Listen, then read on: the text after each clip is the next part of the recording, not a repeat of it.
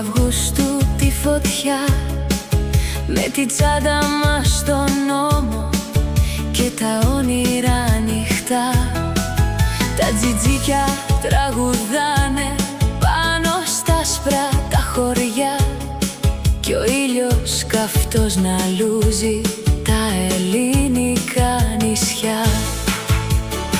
Πρώτη βουτιά το μεσημέρι, πρώτη αγάπη στο νησί, ένα βλέμμα στο καράβι, μια υπόσχεση μισή.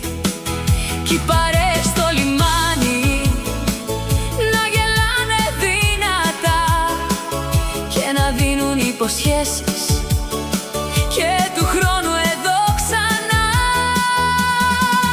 Καλοκαίρι στην Ελλάδα, μια καρδιά και ένας σκοπός, να μετράμε τα αστέρια κάτω από του φεγγαριού το φως. Καλοκαίρι στην Ελλάδα, αλάτι πάνω στο κορμί, βαθιά μέσα μας θα γράψει για πάντα ετούτη η στιγμή.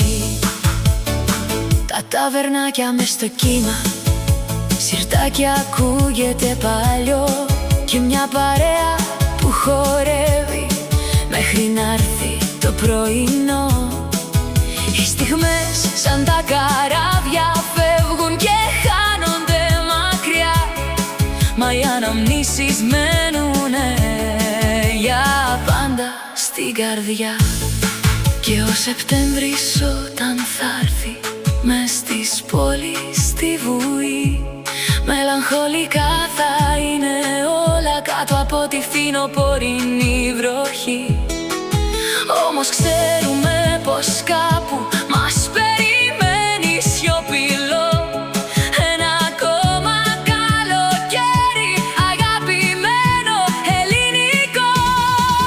Καλοκαίρι στην Ελλάδα, γαλανό και φωτεινό, με τα κύματα να σβήνουν κάθε βάρος και καημό.